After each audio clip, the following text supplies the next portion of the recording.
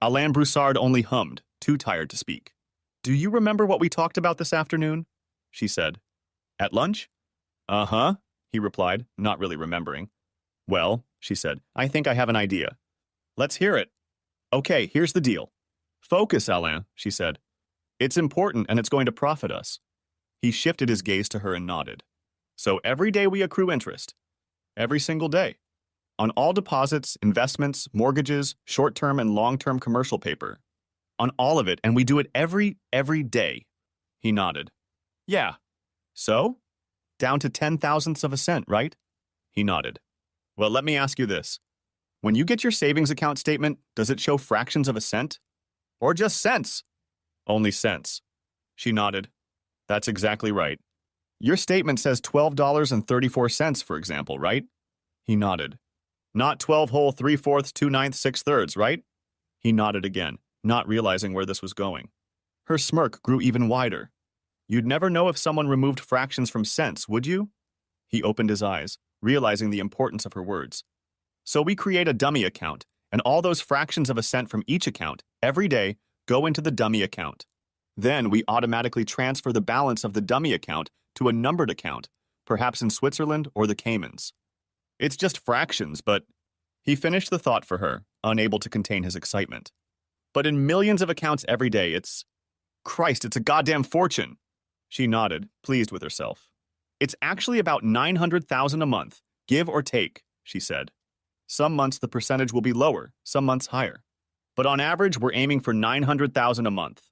But is it doable? I mean, I'm sure it can be done somehow. But won't we get caught? Who's checking this shit? And frankly, I don't know shit about computers. She nodded. All right then, he said. Well, we've got you to cover our ass from on high. You're the senior vice president of commercial paper, so you sign off on overseas transfers on a regular basis. Yeah, he said. And that's where the first problem arises. We're going to have to create not one, but a whole bunch of new accounts. The system will call the IRS on any daily transfer of more than 10,000 from one account. So we'll have to start 4 or 5 accounts just to be on the safe side. Okay, she agreed. And we have me. I do the auditing. Not a big shot, obviously, but I can keep an eye on things. So we've got 2 bases out of 3. The money haul has been dealt with, the trace is hidden.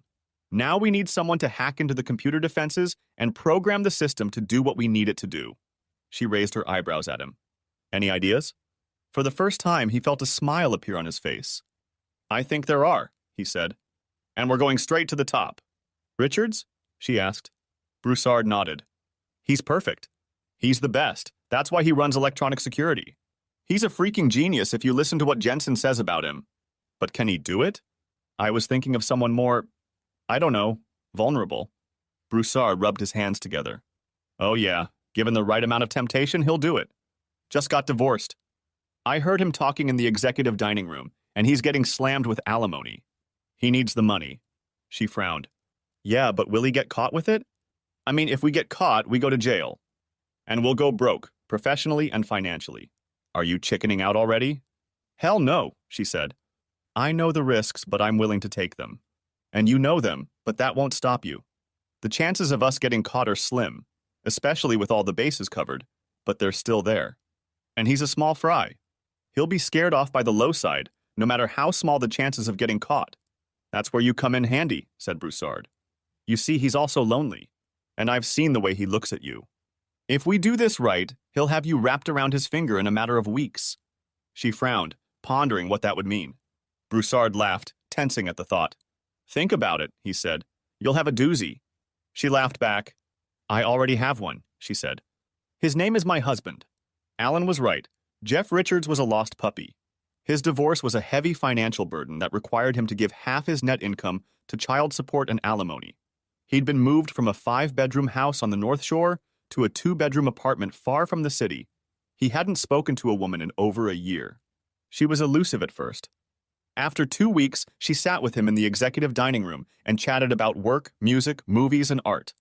Soon she was sitting with him every day and the conversations became more personal. When he told her how much he was going through a divorce, she even brushed away a tear by stroking his arm. The seduction was completed a month after it began. They were leaving the office together, and she invited him for a ride along the lakeshore. 30 minutes later, they parked in the far corner of the Forest Preserve parking lot, away from other cars and prying eyes. I want to ease your pain. He shrieked, almost a squeak. But, you're married, he stammered. She lowered her head, closing her eyes. Her voice became lower. I know, she said, but that's not the point. I want to help you, and no one can know about it. Well, the last few weeks, the pain you've been feeling, I've been feeling it myself. 3 weeks later, they were lying together on the bed in his cramped apartment. She had spent the previous weeks giving him rides and planting the seeds of their plan in his mind. She knew he was dependent on her now and had gotten to the point where he was willing to destroy for her if she asked. Now was the time to strike. Promising him that with the money they could run away together and they would never be found, she told him the plan and what he needed to do. Richards was reluctant at first, but she snapped at him. You're right, she said. We don't need much to be together. She saw his eyes light up at the thought. But unless you want to pay alimony for the rest of your life to that cheating whore who ruined you, we're going to have to move far away, get new identities, and have enough money to live on until we get settled in our new lives. What about your husband? He replied. I can't stay with him anymore, she replied, trying to brush a tear from her eye and succeeding. He's a bastard, cheating on me with everything that moves. At least now I have you. I just want to be happy, and for that I need you. She looked into his eyes. Please, Jeff, tell me you'll do that. When we have enough, we can leave together. Forever. She'd seen his car as she pulled into the garage, but she didn't want to see him now. No need to get confrontational. Hi, Deborah, he said from behind, startling her. She froze. Alain, she replied, and turned to see him leaning against the bar. Where have you been? Unable to avoid talking to him, she put her purse on the counter and walked over to the refrigerator, pulled out the bottled water and unscrewed the cap. I asked where you've been, he insisted. She took a sip from the bottle, then shifted her gaze to him and replied, Why do you care? You're my wife. She snorted. What, no girlfriends available tonight? The expression on his face went from cold to hot in an instant. I already told you there are no girlfriends. Christ, there haven't been any for 7 years ever since you caught me and your whore of the month? He said nothing, just clenched his jaws and tried to look down at her. Really, Alain, please don't play me for a fool. If you think I'm still having an affair... Affairs, honey, she said, smiling. Plural. Fine, he snapped back. Affairs. If you think I'm still having affairs, why are you still here? Why don't you just leave me and move on with your life? She took a sip of water and held his gaze. They'd had this conversation before, too many times to count. I'm Catholic, she said. Very Catholic. You know that. And what's worse, Daddy's an even bigger Catholic. So I have to be a good little wife, overlook your misdeeds, and be there for you. He'll never leave you, said Broussard. You know he will? You're his little princess. He put the emphasis on princess, and Deborah felt her blood rise. Still, there's no point in taking chances, is there? Not when a prenup cuts you off at the knees. So you'll live your life and I'll live mine, and we'll never meet. She took another sip from the water bottle before continuing. But rest assured, she said, once he's gone, so will you. So you're having fun with someone else? He asked. A sinister smile curved his lips. Combined with his mane of dark hair streaked with gray, he looked wild. For a moment, she remembered the strong attraction that had drawn her to him 20 years ago. Then she thought of what a real bastard he'd turned out to be, and the pleasant memories evaporated. I asked if you were having fun with someone else, he repeated. She only smiled back. You're a damn whore, he said, and walked away. She burst into laughter following his receding back. An hour later, Broussard sat in his locked den, staring at the images on the screen in front of him. Why am I going so crazy? He thought as he watched what was happening on the screen. His thoughts were drowned out by the dialogue with the image, but he knew it by heart. She's cheating on me, but so what? I've been cheating on her for years. Benjamin Bradford felt uncomfortable. Sure, he had been to nights like this before, but he had never fit in. Even with Jennifer by his side, introducing him to the big shots at Jensen National Bank and proudly talking about the success of his business and what a wonderful and intelligent man he was, he still didn't feel comfortable. They were surrounded by junior and senior vice presidents, over 100 and their spouses. They were all dressed straight out of the Preppy's RU store. Designer chinos, custom-made blue button-down Oxford shirts, and $1,000 Italian loafers with no socks. The women were dressed the same way, in light cotton blouses, pleated shorts or capri pants, leather sandals, and expensive jewelry. And here was Brad, In Dockers and a golf shirt with a Citizen EcoDrive watch, not a Rolex. Jennifer, however, didn't notice or care.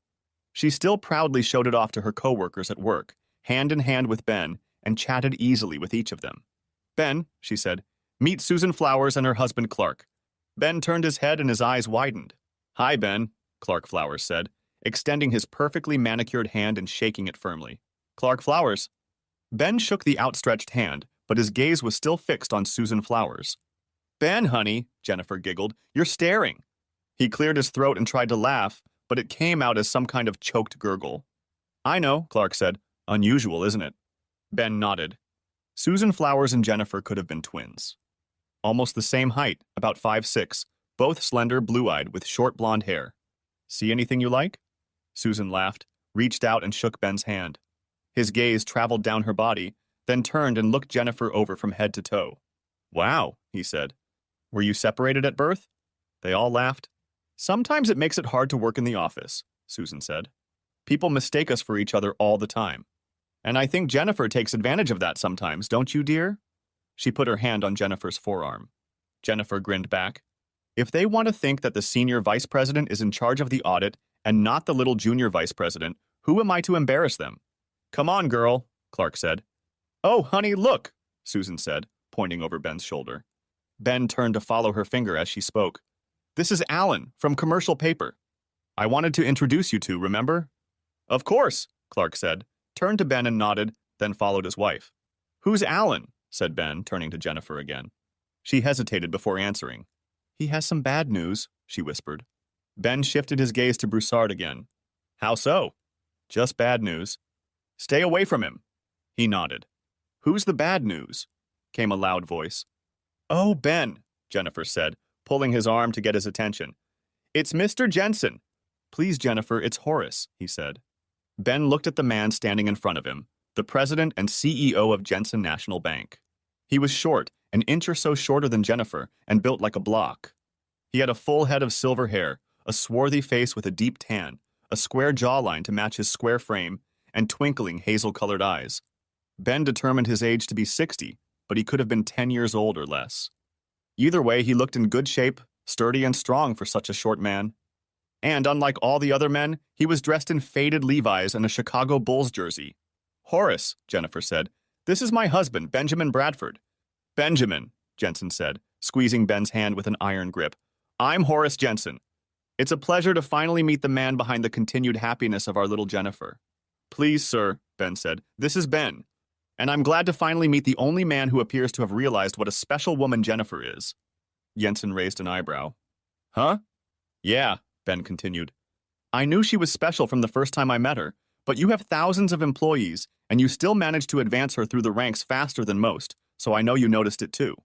Jensen grinned, and Jennifer tapped her fist on his arm. That's enough, Ben, she said, though the delight in her eyes said otherwise. What do you do for a living, Ben? Jensen said, taking a sip of his drink. I'm a systems security analyst. Jensen's eyebrows rose. And what does a systems security analyst do? Ben cleared his throat. Well, sir, we hack into secure computer systems. So you're a professional hacker? Something like that, Ben said, taking a sip of his beer before continuing. We get hired by companies, mostly banks, but other companies too, to try and hack into their computer systems. We approach them from different angles to see how secure their systems are. The theory is that if we can't do it, you're probably safe from others. If we can get in, however, we work with the company to develop protocols and defenses. Jensen nodded and thought for a moment before he spoke.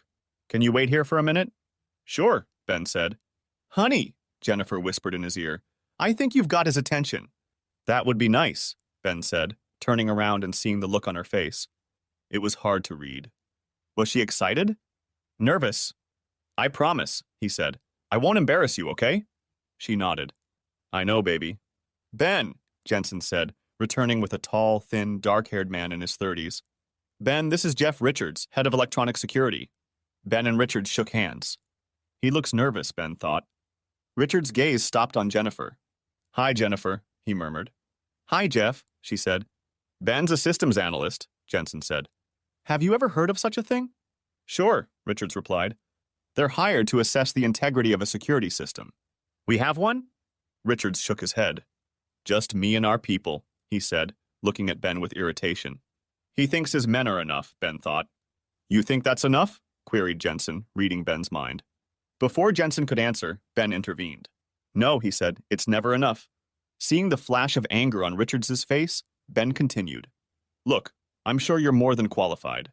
Hell, you're probably better at your job than I am.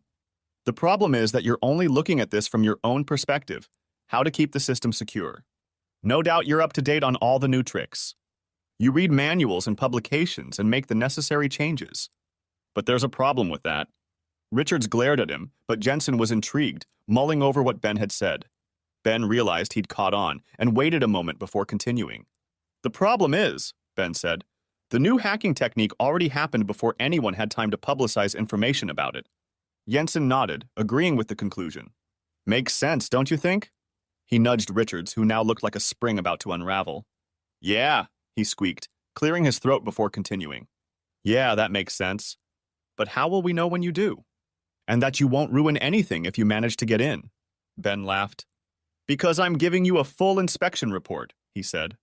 And because if I mess anything up or get caught doing anything illegal, I'll lose my business and end up in jail.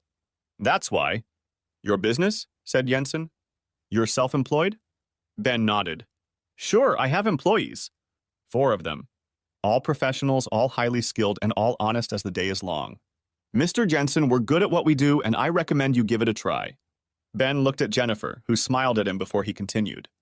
If you don't want to use our services or feel that our charges are inappropriate, I still recommend that you hire someone to audit your system. I'll be happy to recommend some very good firms for you. Jensen smiled at him. I don't think that will be necessary, son, he said. He pulled a business card out of his pocket and held it out to Ben. Call me on Monday and we'll set up a time to meet and discuss all the details. But I like what I'm hearing, and I'd prefer it to be in-house. Wouldn't you, Jennifer? She hugged Jensen, who at first was confused by the sudden display of emotion. Thank you, Horace. You won't be disappointed, I promise. What was the expression Ben saw on Richard's face when Jennifer hugged Jensen? Was it anger? Jealousy? Lust? He couldn't tell, but it made him nervous. He watched Richards walk across the lawn to Broussard and Susan Flowers. When all 3 were together, Richards spoke, and Ben saw 3 pairs of eyes turn and stare at him. He turned away, embarrassed at being caught. Jennifer walked through the front door and placed her purse on the counter near the closet. I'm home, she called out when she heard voices in the back of the house. Family room, Ben called out. Mommy! The twins shouted in unison, and she heard their clumsy footsteps as they ran after her. Hi, little ones, she said, reaching down and taking a twin in each hand. Ashley and I are reading, Allison said. Really? Jennifer replied, turning to Ashley. Is that true? Ashley nodded solemnly. Horton's book. Horton hears who? Ashley nodded again and whispered, It's my favorite. Not me, Allison shrieked. I like Sam Ya. And I like them both, Jennifer agreed. Good, Ben smiled, walking over and taking Ashley from her arms. Then you can read Green Eggs and Ham to them before bedtime. Jennifer smiled as he leaned over and kissed her cheek. They made their way to the kitchen to eat dinner. How was work, honey? He asked behind her back. Long. She glanced at the clock on the stove. 8:10. You knew being lieutenant governor meant longer hours, he said. He put Ashley in her high chair and pulled it up to the table, then turned and looked at her fondly. You know, you don't have to keep doing this. She gave him a tired smile. I know, Ben. I want to be with you. She pulled Allison tighter against her. And with you, you little monster. Allison giggled, wiggling as she was settled into her high chair. But that'll last another 6 or 8 months. Then I'll sort out my systems and my job and everything. Then I'll get my life back. We'll get our lives back. He only nodded, then turned to clear the plates and serve the food. They'd been talking about this for a year now, and she knew Ben was losing patience. But if he was patient for a little longer, 10 months, things would settle down and they could get back to normal. What did Teresa have in store for us today? She asked, trying to lighten the mood. Tamal pie, he replied, putting the casserole into plates. Jennifer laughed. You really need to ask her to cook a simple meal every once in a while. All that Mexican food gives me an ulcer. Ben placed plates in front of the girls and both began shoveling food into their mouths. He turned and put his arm around Jennifer and said, They don't seem to mind. Besides, that's what you get when you hire a Latino nanny. Mexican food and bilingual kids. Next time I'll hire a French nanny, she murmured in his ear, hugging him back and enjoying the way he hugged her. No problem, he said, leaning over and running his lips and tongue over her ear. French is good, she heard him chuckle as the electric shocks from his lips traveled through her brain. You men are all pigs, she laughed, pushing him away and carrying their plates to the table. When she sat down, she wrinkled her nose in pain. Ben noticed her grimace and raised his eyebrows. Fell at work, she explained. Wet spot on the floor. I took a hard hit and I think I bruised my tailbone. Are you okay? She heard the tone and saw sympathy flash across his face. I'll be fine, she assured him. Just give me a few days before our next training. He smirked. Okay, but just a few days. She smiled back and started on her food. So did you go out with Mr. Jensen today? She asked. He nodded, smirking. And? His grin grew even wider. I got it. I'll get started soon as I get some things sorted out and get the team together for briefings. How soon? She asked. He shook his head. I won't tell you. I don't want you to accidentally give anyone away. Fair enough, she said, pushing her unfinished plate aside. But you got a good deal? He nodded enthusiastically. Oh yes, we got a good deal. A really good deal. Don't be too greedy, dear, she warned. Remember, I work there. He laughed. It wasn't me, he said. Jensen probably spent the whole weekend on the phone. He had rates from everyone else, knew how much they all charged. When he found out I was less, he started insisting on a higher rate. I tried to argue with him, but he insisted. Said if I did a good job, he would pay me a fair price. If he wasn't happy, he'd pay a lower rate. Standard rate, but he'd pay top rate if he considered the work top rate. Some sort of bonus, I suppose. Her eyes widened. And you think you can give him top grade? He nodded. I guarantee it. Jeff Richards watched on the monitor as Benjamin Bradford exited the elevator and headed for his wife's desk. He watched as she smiled at him and Ben leaned over and kissed her cheek. She stroked his hair and whispered something to him. He laughed and Richards wished he had a sound tracker. Keep an eye on him, Richards ordered the man and woman sitting in front of the monitors. Take notes. Wherever he goes in this building, I want to know it. They nodded and began taking notes. He's a security specialist, Richards continued. If he breaks into this system, we could all be out of a job. Understood? They nodded, began to write faster and stare more intently at the screen. They watched Ben circle the room with his eyes, saying something to Jennifer, who was getting off the computer and reaching for her purse. Then they watched Ben go from monitor to monitor, leaving Jennifer at her desk to finish logging out. They then watched closely as Jennifer gave him a tour of her department before walking him back to the elevator where he exited. Finally, they watched as Ben and Jennifer exited the elevator on the first floor and left the building. None of the three paid any attention to the short African-American janitor, who pulled his cart into a storage room and disappeared for 12 minutes before reappearing and shuffling down the hall toward the other offices. Ben sat in his workshop office and stared intently at the computer screen. Ron Washington had plugged a palm-sized computer into the system lines running through the storeroom, and this little marvel of modern technology was now transmitting data to Jeff's office computer. He stood at the portal to the system, trying to decide the best way to start. First, he had to choose a target. Whose password should he look for by penetrating the system? He smiled. Broussard, the arrogant, smirking asshole that Jennifer had told him was bad news. Well, thought Ben, let's see how true those rumors are. In the username, he typed in Broussard. The computer told him it didn't recognize the username. He typed in A. Broussard. Again, no recognition. He nodded. This was standard. In a company as big as Jensen National, there could be as many Smiths as you wanted, and almost as many Smiths with the same initials. The only question was how many initials to use for a name. System security rarely worried about username security. They almost always concentrated on password security.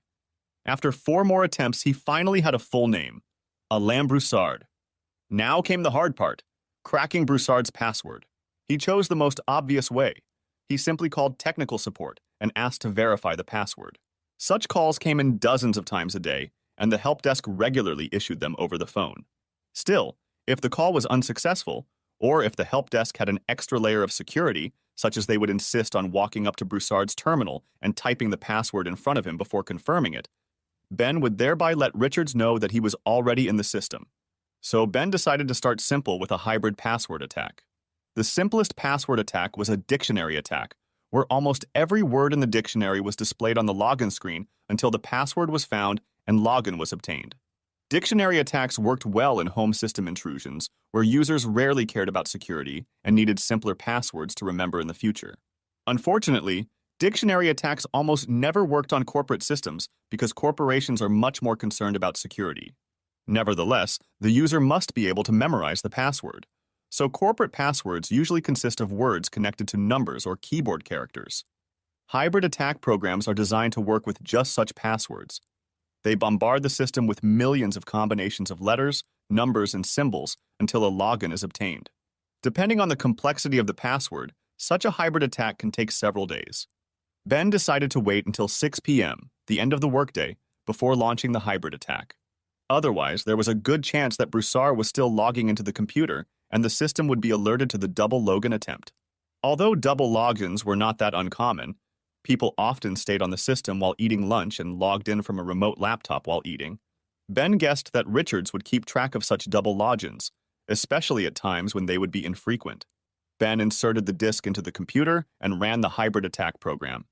He entered Broussard's username, set the time parameters, and left the office, locking the door behind him. Time to wait. Ben and Jennifer walked hand in hand to their bedroom, closing the door behind them. The girls had been put to bed, and Jennifer no longer mused. "How about a little calisthenics?" she suggested. The next morning, after having breakfast with Jennifer and the girls, Ben went to his office while Jennifer walked to her car to spend another day at the workplace. Turning on the media library before starting work, he smiled as he heard Bruce Springsteen and the E Street Bank Band begin a wistful rendition of the song Thunder Road. A good sign, he thought, starting the day with one of his favorite songs. Sitting at the main terminal, he sipped his coffee, jiggling the mouse with his left hand to bring the screen out of screensaver mode. He looked at the blinking display on the screen. What a damned simpleton, Ben thought. He'd used his name with 123 appended as the password. The program probably hacked it an hour after he started it. Ben began typing notes on another computer that would form the basis of his final report. These people definitely needed password protection training in addition to their internal security measures. Ben then began navigating the system, trying to see how far he could go. He started with inter-office memos and correspondence, all of which he hacked into easily. He scanned the emails, clicking back and forth. Feeling mischievous, he decided to send Jennifer an email from Broussard. "Hey babe, guess who?" he typed. A little over a minute later, he saw the reply. "I told you not to email me. J." Ben felt uneasy. Was the bastard really harassing her? He decided to take the time to investigate, but first he needed to cover his tracks. He didn't want anyone to suspect him of that, including Jennifer. "Sorry. Wrong addressee."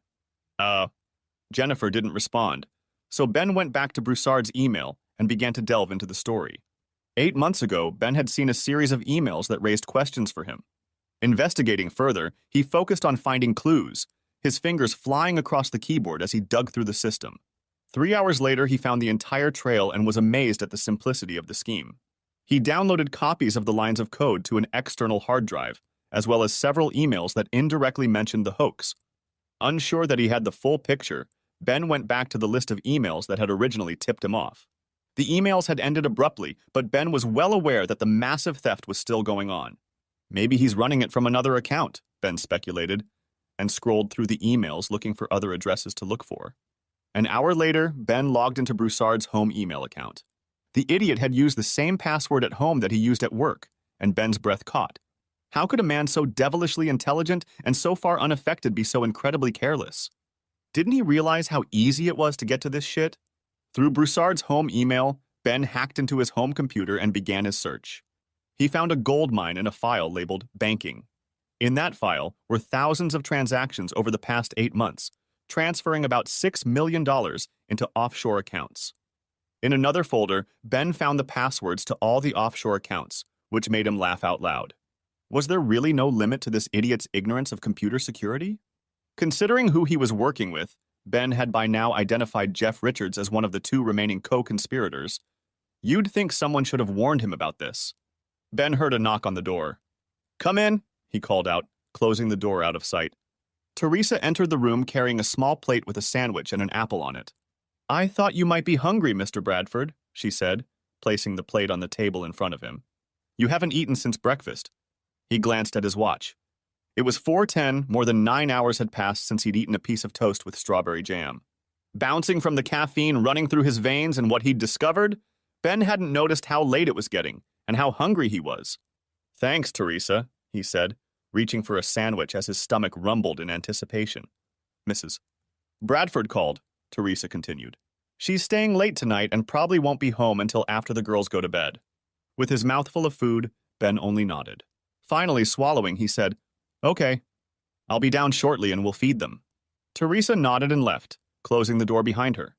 Finishing his sandwich, Ben took a bite of his apple and turned on the computer screens again. Rummaging through the file folders looking for something that caught his eye, Ben double-clicked on a video. Let's see what kind of crap he found here. There were separate folders organized by the names of different women with a number after each name. Karen 1, Julie 13, Becky 3, Susan 2, and so on. Ben looked through the list and clicked on Becky 3. The video played and the camera stopped on Broussard and a pretty blonde woman in her mid-20s sitting on the couch. They were talking and Ben turned up the volume. Becky, I don't want to do this again. Broussard, you don't really have a choice now, do you? Becky, a tear streaming down her face. Please, Mr. Broussard, Broussard, call me Alain. Becky, but it's not nice, Alain. It doesn't matter what I call you. It's my husband. He'll never know as long as you play along. Scrolling through the video, he'd seen enough to know that it wasn't going to get any better from here. Returning to the list, Ben switched to the other videos. Some of the women were more than willing, but most not at all. Ben recognized several of the women at the various bank parties he had attended with Jennifer. He knew Susan was the woman he had met at the last party. She was the head of the audit department. He couldn't remember her last name, and the videos didn't give that possibility. Still, she would be the perfect third accomplice, and Ben made a mental note to hack into her systems and see what he could find. Scrolling back through the videos from over 8 months ago, he glanced at the list of names. While he didn't feel like watching those videos again, there might be something there that would give him an idea of the identity of the third co-conspirator that Richards and Broussard had mentioned repeatedly in their emails. He knew the third party was a woman. They always referred to her in feminine terms, but there was no hint of her identity. Already about to give up, Ben flipped through a file with a name dated almost 11 months earlier. His eyes widened and he froze, afraid to click on the file. Jennifer 5. He stared at the screen for what seemed like an eternity, but in truth, no more than a minute had passed. Then, focusing on the screen, he held his breath and clicked on the file. Rebecca Lyons pulled into the underground parking garage of her apartment complex. Shutting the car off, she opened the door and checked her hair and makeup in the rearview mirror. Slicking her hair back with her fingers, she took a deep breath, grabbed her briefcase, and stepped out of the car. Looking around the well-lit parking garage, she saw no one and headed for the elevator. She listened for footsteps and looked around the parking lot, waiting for the doors to open. Once the doors opened, she hopped into the elevator, pressed the close doors button, and then 12. Her body tensed as she waited for the doors to close, and she was only able to breathe normally when the doors finally closed and the elevator began its ascent. 9 years have passed, she thought for the millionth time, and I'm still nervous. Then a strange smile played on her lips. Good, she thought, because if she had been so careful from the beginning, this would never have happened. When the doors opened on the top floor, Rebecca stepped out of the elevator, turned the corner, and bumped into someone. Excuse me, she said, instinctively clutching her briefcase to her. Rebecca, the man said, and she nearly fainted. 8 years later, she still recognized his soft intonation when he said her name. Ben? She looked up at him. Sure enough, Benjamin Bradford in the flesh. Same trim figure, same short-cropped hair slicked to the side, same deep brown eyes, same faded jeans, worn tennis shoes and t-shirt. If it weren't for a few streaks of gray hair, which she realized seemed premature for a man in his early 30s, and the expression on his face, he hadn't changed a bit in 8 years. Rebecca, he said, I need your help. Her face tensed. How did you get here? She demanded. This building is guarded. He cleared his throat, his expression growing more desperate. I know someone who lives here. An old client. They let me in. What do you want? Help, he repeated. I need your help. She studied his face. She'd never seen him like this before. In all the years they had been dating, the 4 best years of her life followed by one of the worst, she had never seen him scared. She realized that was exactly what he looked like now. Frightened. And lost. It made her angry. Of course you need my help, she said, pushing him away as she headed for her door. Where were you when I needed your help? Can you answer that question for me? And now you need my help? She heard him follow as she unlocked the door. It's not fair, Rebecca, he pleaded. You know it wasn't like that. I was there for you. I tried my best, you know that. She pressed herself against the door. He was right. He'd done his best. And he would have continued if she herself hadn't forced him away and ended the relationship. That night had broken her, and after 8 months of Ben patiently trying to fix her, she realized she wasn't going to get better. Therapy, love. Nothing could get that terrible night out of her mind as long as she lived. So she did the hardest thing she'd ever had to do. Even harder than reliving that night and its aftermath. She'd forced the only man she'd ever loved to leave her. "Come in," she whispered, opening the door and walking into her apartment. She turned on the lights and headed towards her bedroom. "Sit down and relax while I get out of this monkey suit." 5 minutes later, Rebecca was back in the living room, feeling much more comfortable in her sweatshirt and loose jeans. She walked past Ben, who was sitting on the couch, and headed for the kitchen. "Do you want something to eat or drink?" she asked. Hearing no answer, she picked up a can of Diet Pepsi, opened it, and returned to the living room. Ben was hunched over on the couch, resting his head on his hands. "Ben," she said, settling into the chair across from him, "what's wrong?" "I need your help." "Why me?" He coughed, and a wheeze full of irritation could be heard in his cough. "You'll understand when you find out what's going on." "What he's doing to them." He lifted his gaze from his hands and looked at her, anger now blazing in his eyes and curving in his mouth. Who's doing what to whom?" His face returned to his hands before he answered. "I want to hire you. Only after you agree can I tell you." His voice broke, and he was on the verge of tears. Rebecca felt her composure, her cold exterior begin to melt at the sight and sound of his voice. She lowered her voice. "Ben, come on, is that Jennifer?" "Girls?" She heard a suppressed sob, but couldn't tell if it was Jennifer or the girls. Placing the soda on the coffee table, she got up from the chair and walked over to the couch, hesitant to sit next to him. It had been like this since that night, especially after Ben left. She'd had to force herself to tolerate human contact, to not flinch at the most casual of touches. And yet it was crumbling before her eyes, and she couldn't think of anything else to do. Sitting down on the couch beside him, she put a hand on his shoulder. "Ben," she encouraged, "you have to tell me what you want. I can't help you if you don't tell me." When he said nothing, she added, "Okay, consider me hired. We'll talk details later." He looked up, saw that she was serious, and began to speak. Softly and with feeling at first, but by the end it was dull and monotonous. An hour later, Rebecca could only stare with her mouth hanging open as Ben finished telling her about the whole deception. But not a minute later, he stopped talking, signaling that the story was over, and her lawyer turned on her. She clicked the latches of her briefcase, pulled out a pen and notepad, and began writing a plan. "Okay, Ben," she said, "you wanted my help, and now you're going to get it." The pace of her writing picked up as her anger grew. "And I'm not going to give you a choice. We're going to burn their asses and burn them good." 2 weeks later, Richard sat across from Broussard in the executive dining room. "We may have a problem," he said, looking around to make sure no one was eavesdropping. Broussard set his fork aside and slowed his chewing. "He could be in the system," Richards continued. "There are some strange logins. Strange timing, unrecorded double logins, snooping through the usual folders." Broussard cut off a piece of carrot and put it in his mouth, chewing methodically and looking at Richards. When he swallowed, he spoke. "Any indication that he accessed any files related to this enterprise?" Richards shrugged. "I can't say for sure. He might have, but the chances are slim. Hell, there are millions of files on the system, and the odds of him just stumbling across this one are slim to none. Still, are you sure there's no trace of it anywhere else?" "Traces?" asked Broussard. "What kind of traces?" Richards leaned toward him. "Well, any communications with someone else, Broussard's eyes narrowed as he pondered the question. "No," he finally uttered. "We never took notes. Hell, we haven't even talked in months in any way, shape, or form." Richards sighed, feeling the tension leave his body. "And you don't keep any trace of that anywhere else?" Broussard hesitated before answering. "No, of course not." Richards knew he was lying. For the first time since this had all started, he felt an aching emptiness in his stomach. "Just make sure you don't," he said.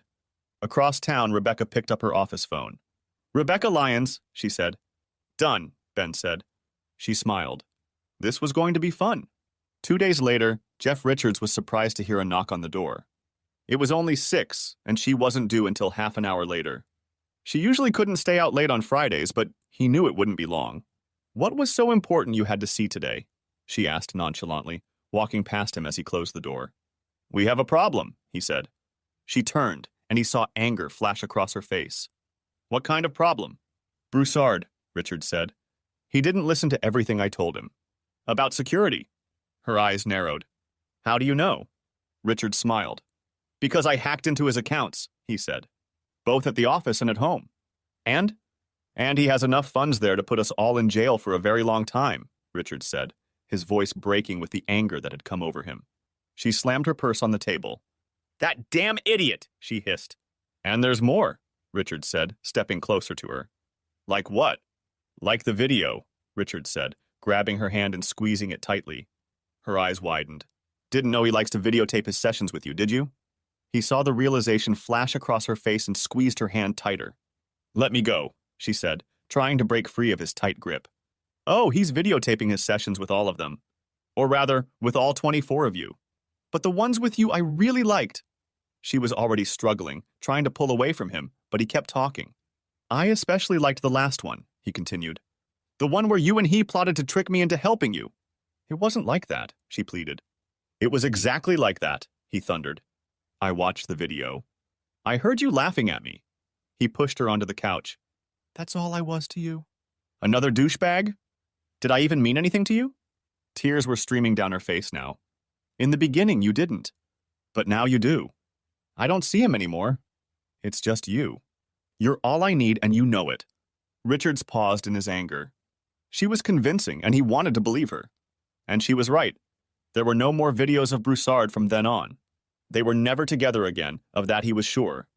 Given Broussard's predilection for recording his conquests, he was sure there would have been more if she'd continued. You know it's true, she wailed. Look at me, Jeff. You know it's true, don't you? Maybe not right away, but it's true now. Is it true? Against his will, he felt his head nod in agreement. It was the truth. It had to be true. Because if it wasn't, there would be no point in continuing. No matter what. That's not all, he said. Her crying subsided, and she brushed the tears off her cheeks. What do you mean? The money, he said. They're gone. Gone? He nodded. That damn bastard, she shrieked, grabbed her purse and flew out the door. Richard stared after her, again not realizing whether she was doing him or the money. Ben rolled over onto his back and looked at the alarm clock. A little after 6, time to get up. He rolled out of bed and headed to the bathroom to relieve himself, then brushed his teeth and shaved. Back in the bedroom, he nudged the sleeping woman under the covers. She had come in late the night before, well after he had gone to bed, though he had pretended to be asleep when she snuck under the covers. Honey, he whispered, do you want to take a shower together? She mumbled in response and snuggled tighter into the blanket. He decided to let her sleep and headed for the shower. After showering and getting himself cleaned up, he was buttoning his shirt when the doorbell rang. 6:30 on a Saturday morning, who the hell could it be? He trotted down the stairs and went to the door. When he opened it, he saw a middle-aged man in a rumpled suit, a mask of fatigue on his face. He held out a badge to Ben, and behind him stood 3 uniformed police officers. Mr. Bradford? The man in the suit said. Ben nodded. Is Mrs. Bradford home? Ben paused. Why? Because we'd like to talk to her, he said. And you are? Detective Dale Robertson. And what do you want to talk to Jennifer about, Detective? Ben, honey, who's there? He heard from behind him. He turned as Jennifer came down the stairs. It's the police, he said. They want... Jesus, what the hell happened to you? Jennifer flinched, but it did little to hide her battered face. Jennifer, he insisted, what happened to your face? From behind him, Ben heard sighs. Apparently, the officers had noticed the marks. Did your husband do this to you, ma'am? Said Detective Robinson. Jennifer, without saying a word, ran back down the stairs. Ben started to chase after her when the detective's command to stop made him freeze. Did you do this to her? Asked Robinson. Ben shook his head. Of course I didn't. Jesus Christ, do you think I could have hit my wife? What the hell? When was the last time you saw her before now? Continued Robinson. Ben thought for a moment before he spoke. Why are you here, Detective? Please answer my question, Robinson said. Ben shook his head. I don't think so. He looked over his shoulder toward the stairs, then turned to Robinson again. I'm going to have to ask you to leave. Robinson grinned. That won't do. We need to talk to your wife, and right now. You have a warrant? Snapped Ben. Robinson pressed his lips together. We don't need a warrant. You're wrong, Detective. This is my house and her house, and we're in it. You can't come in here without a warrant, and you can't take her out without a warrant. You know that, and I know that. All right, Robinson said. We'll get your warrant. And we'll leave someone here to make sure you don't leave. But Mr. Bradford? He cast a glance at Ben, who answered him in the same way. I won't forget how you made things so complicated, okay? In response, Ben slammed the door shut. Robinson walked back to the Broussard house and entered the room, noticing that the pathologist was recording body temperatures on a chart and the forensics team was just finishing assembling their equipment. Anything during my absence? He asks, addressing no one in particular. Probable cause of death, the coroner said, still taking notes. Bled out. Holy shit. And this, one of the techs said. Thought you might be interested in this. Robinson walked over to the desk and looked at the computer screen. We were cleaning the desktop and the mouse for fingerprints and hit the mouse. This appeared on the screen. The technician clicked the mouse and the screen lit up. Robinson saw the coroner rise up from the body, then looked up and saw the same thing. Looked down, then up again. He set this place up on video? Yeah, the tech said, grinning. It was set up last night? When did it happen? The technician shrugged. Don't know, haven't checked. Not my area of expertise. Just thought you might find it interesting. Oh, I find it interesting, Robinson said, pulled out his cell phone and called computer services to have them come to the scene. What's going on? Asked Rebecca as she walked through the front door. I'll tell you the whole story later, Ben said. But right now the cops were here and they want to question Jennifer. About what? They didn't say. But probably about what we talked about last night. Rebecca's face tensed as she tossed her jacket onto the couch. Where's Jennifer? Upstairs. Ben pointed to the landing. Last door on the right. Have you talked to her since they left? He shook his head. She locked the door and won't let me in. Rebecca nodded. Stay here, she ordered. Maybe she'll feel more comfortable just talking to me. Ben bit his lower lip and nodded. Jennifer, Rebecca said, knocking on the door. Jennifer, I'm Rebecca Lyons. I'm an attorney and I need to talk to you. She didn't hear a response. Jennifer, please let me in. Ben isn't here, he's downstairs. It's just going to be you and me here, okay? Please, Jennifer, we don't have much time. She heard soft footsteps, then the doorknob clicked and the door opened. May I come in? Asked Rebecca. Jennifer came back in and sat down on the bed without saying anything. She just looked at Rebecca, who gasped when she saw Jennifer's face. Jennifer, the police were here. Jennifer didn't answer anything. Do you know what they want? After a moment, Jennifer nodded slowly, as if in a trance. Can you tell me what happened to you? Jennifer turned to face Rebecca and nodded again. Then a tear ran down her cheek and she leaned over to Rebecca and hugged her tightly. Calm down, Rebecca whispered, stroking Jennifer's back as she felt the wet tears penetrate her blouse at her shoulder. Jennifer, you have to be strong. The police will be back any minute and I need to know what happened. Okay?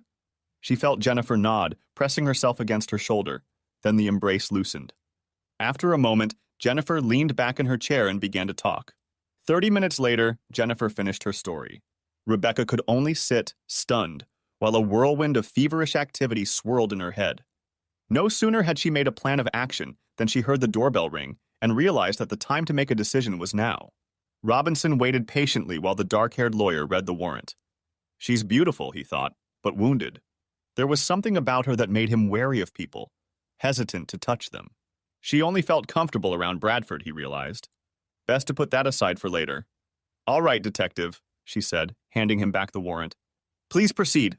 But Rebecca, Ben said behind her. There's nothing we can do, Ben, she said.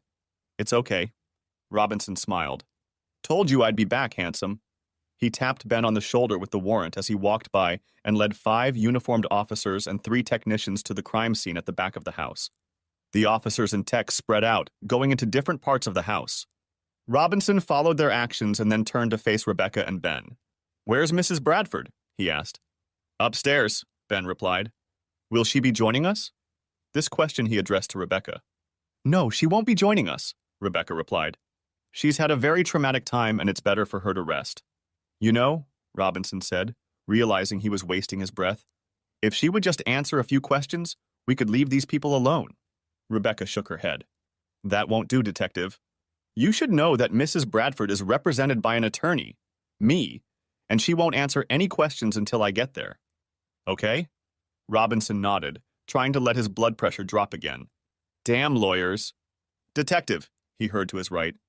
Looking that way, he saw a technician coming from the garage with a camera in front of him. Right here, he said, showing Robinson the picture on the digital camera. Just as we suspected.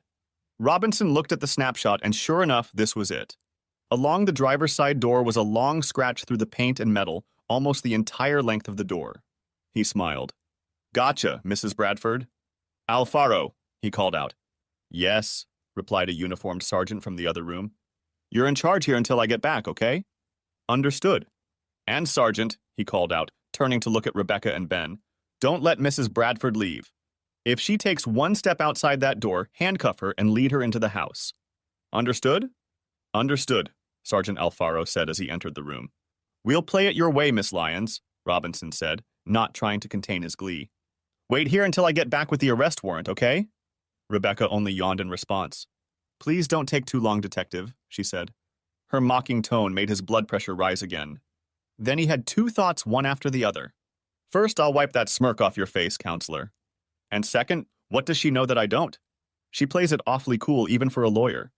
The second thought gnawed at Robinson even as he drove back to the Bradford house with the warrant in the seat beside him. What does she know that I don't? Lake County State's Attorney Robert Knight was dressed in his best suit and tie. He was in the middle of a tight race for state's attorney, and he needed a public show of law and order to help himself reach a third term. The case of the people of the state of Illinois v. Jennifer Bradford was going to be just such a vehicle, he decided when the case was brought to his office. To that end, he made the decision to personally handle the case from start to finish. The courtroom was filled with spectators and press, and Knight smiled. He knew things were shaping up just right. The more cases like this, the better his chances. All that remained was to make sure he would be convicted quickly. He nodded in thought. Murder trials could drag on for 2 years, and that would be too late for his purposes. He had to do everything he could to expedite the process as quickly as possible. The primaries were 4 months away, and the election was 13 months away. If he could get the case to trial by the end of the summer, he would create a wave of momentum that would propel him to power. All rise, the bailiff commanded, and there was silence in the courtroom except for the shuffling of hundreds of bodies rising to their feet. The Circuit Court of the 19th Judicial Circuit is now in session, with the Honorable Judge Gerald Feldman presiding. Knight smiled as the judge walked through the door from the chambers to the bench and took a seat, and the bailiff informed everyone that they could take their seats as well. Knight was glad the case had been assigned to Judge Feldman. In his 17th year on the bench, he was known as a no-nonsense law and order judge. Of course, Knight knew he could give the lawyers hell if they blundered, but he would do his best to get this show on the road. Is the defendant here? Asked Feldman to the bailiff. I'll take her out, Your Honor. Feldman nodded, and all eyes followed the bailiff to a side door. A moment later, Jennifer walked through the door wearing an orange jumpsuit labeled Lake County Jail, orange tennis shoes with no laces on her feet. People v. Bradford, case number 09CF2311, Feldman said in a bored voice as he flipped through the file folder in front of him. Counsel for the state, please identify yourself. Robert Knight on behalf of the people of the state of Illinois, Knight said, his deep voice rumbling throughout the courtroom. Counsel for the defendant? Rebecca Lyons of Schwartz-Gilman, Your Honor. Feldman turned to the dark-haired woman sitting next to him. He noticed for the first time that she was just as beautiful as her client, but in a diametrically opposite way. Whereas Jennifer was of average height, blonde-haired, blue-eyed, slender, athletic build, Rebecca Lyons was a few inches shorter, brown-haired, brown-eyed, with a petite physique. Miss Lyons, Feldman pronounced, looking over his glasses. Does your client waive the reading of the indictment? Yes, Your Honor. Excellent.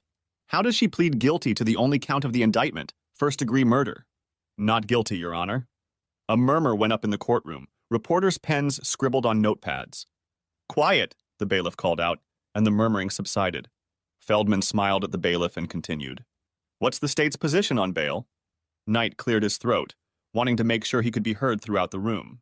Given the seriousness of the charges, the state requests that the defendant be remanded in custody pending trial. A murmur went up again, and Feldman glanced at the crowd, which fell silent. Miss Lyons? Your Honor, Mrs. Bradford has close ties to this community. She has a family, very young twin girls, and a husband who is also connected to this community. She is not a flight risk. We ask that bail be set at a reasonable amount. Feldman nodded, then scribbled something on the form in front of him. Bail will be set at $10 million, 10% on the bond. If she can post that amount, she'll have to surrender her passport. Knight smiled, pleased with such a high bail. Then he heard a thump and turned to his right. Jennifer Bradford fainted, and the courtroom erupted in noise. Knight's smile grew even wider. Oh yes, he knew this would definitely secure him a third term. 5 months later, Ben was nervous, his right knee bobbing up and down as he sat in the front row 5 feet behind Jennifer and Rebecca. For the past 4 days, they'd been picking jurors, and Rebecca had assured Jennifer and him that it was a good choice. 5 men and 7 women. Only one of the men was unmarried, but he was engaged. And 3 of the women were unmarried, but that didn't matter in a self-defense suit. Ben noticed that Jennifer didn't look well. She was dressed plainly, in a white blouse and gray skirt, no makeup, her hair dull from cheap prison shampoo. Most noticeably, she was pale, gaunt, with dark circles under her eyes. Prison was definitely not agreeing with her, he realized. But then again, who could she possibly agree with, other than psychos and career criminals? Rebecca, on the other hand, was a model of firm self-confidence. She wore a black skirt and jacket over a white blouse, a simple cross necklace around her slender throat, her hair neatly styled, her eyes fixed on him as Knight finished his opening statement and returned to his seat at the counsel table, turning to Rebecca and raising his eyebrows. "Does the defense wish to make an opening statement at this time?" asked Judge Feldman from the bench. Rebecca rose. "No, Your Honor," she said. "If the court permits, we would like to postpone the presentation until we begin our case in chief." "The court allows it, Miss Lyons," he replied. Turning to Knight, he said, "I ask the state to call its first witness."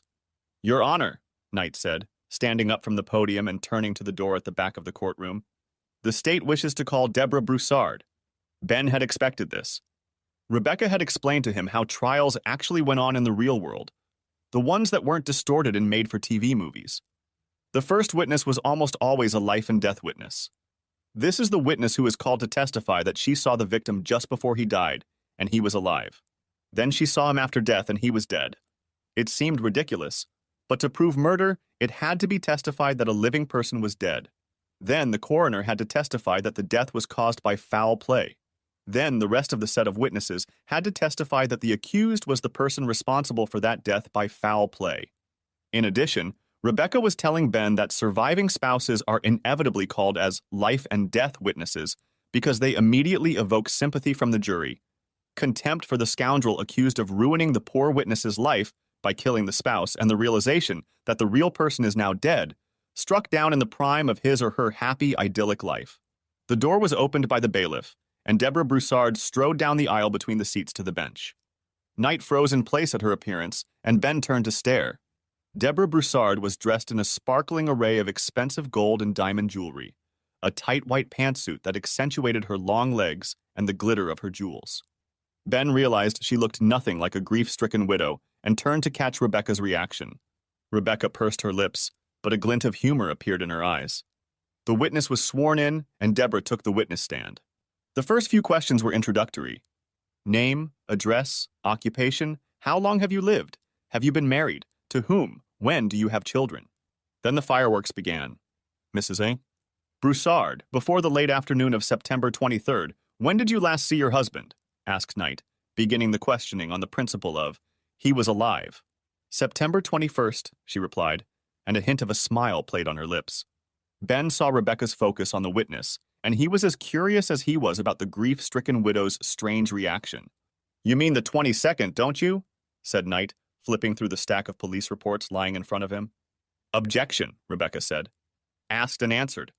Overruled, Feldman said. The witness may answer to clear up any ambiguities. Deborah smiled at the judge, then turned to Knight again. No, Mr. Knight, I mean the 21st of the month. But you told Detective Robinson, the detective in charge of the case, earlier that you last saw him on the 22nd, didn't you? Objection, Rebecca said.